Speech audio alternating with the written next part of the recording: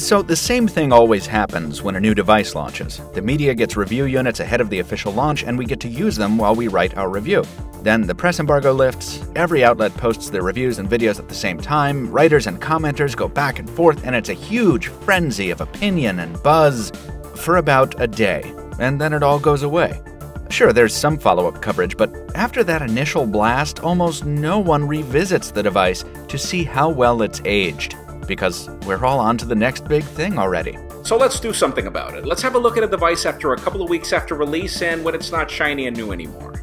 I'm Jaime Rivera with Pocketnow. This is the LG G3, and this is episode 39 of After the Buzz.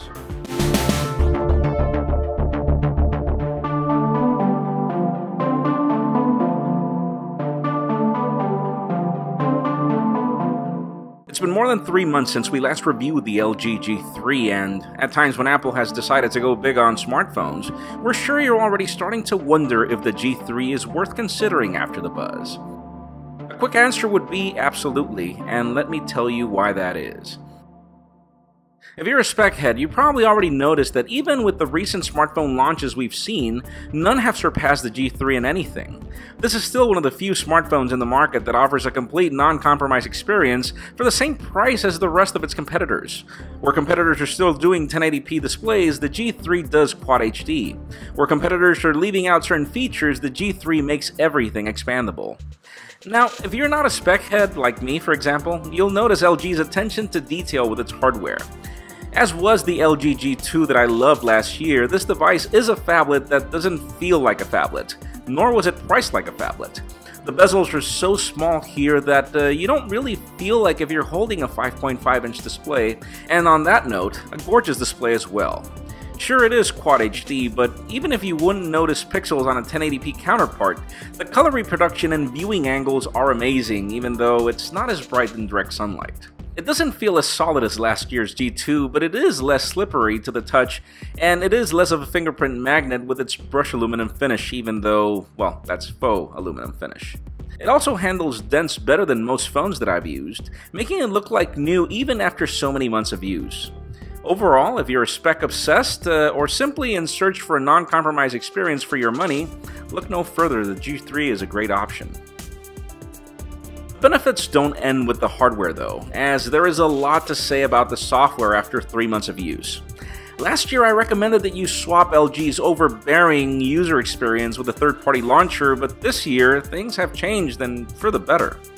LG not only decided to go for a more minimalistic design, but it decided to do so without leaving its roots in giving you the most customizable Android experience I've ever seen.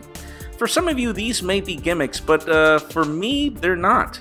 In my opinion, certain G3 features should come standard across Android, like multi-window support, or customizable Android buttons, or extra spots for the dock for you to add more applications and folders, or even having a button for the notification tray at the bottom instead of having to reach for the top, or pressing and holding settings toggles to take you directly to these settings.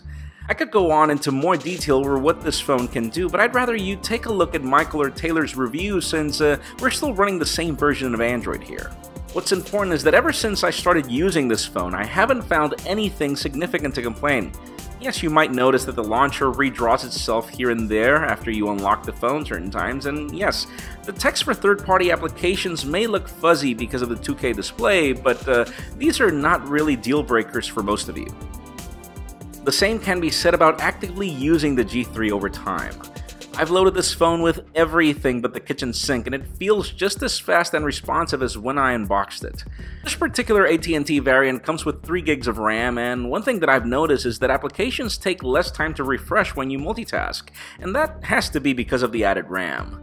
This allows this phone to play any game like a beast, even when it needs to push more pixels than the average competitor. Pushing those pixels should affect the battery life, but just like I admired the G2 for its battery performance last year, the G3 is just as good, if not better. Whether it's on AT&T's LTE network or here in my local HSPA Plus network, I've been able to push through more than a day with a single charge.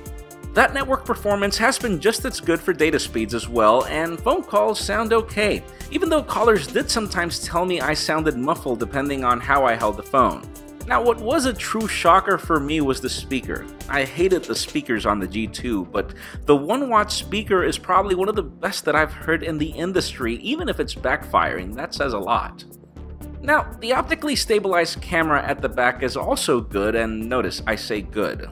Not great compared to other cameras with optical image stabilization, but okay. During the day, colors look accurate, which is really what matters, but they don't have that added pop that most competitors have. I honestly prefer accuracy, and I also value speed for taking a shot, and that's where the G3 excels with that laser focus. Sadly, I do value low light performance as well, and this is where the G3 shows that it's just an okay camera. Last year's G2 did a better job in this department, but the G3 results look washed out and sometimes reddish. But the True Tone flash included does improve these results, which are close enough though. Who wants to use a flash, right? So, bottom line, would I still recommend that you buy an LG G3 after the buzz? As I mentioned earlier, the answer is absolutely. It's hard to find the phone that's right for everybody these days, and I feel the G3 balances this best. If you're a spec head, these are the best specifications, and if you're not, this phone also offers one of the best Android experiences we've tested this year. Once you match this with the fact that you're buying a phablet that doesn't feel like a monster and at the price of a smaller flagship, and I don't think there's any room left for discussion. Surely this is not an aluminum phone like other competitors, but honestly, who cares? What really matters is that it looks like new after extensive use and that it performs well after extensive use as well. And this has been proven today. My congratulations to LG for yet another successful story, much better than the G2 last year.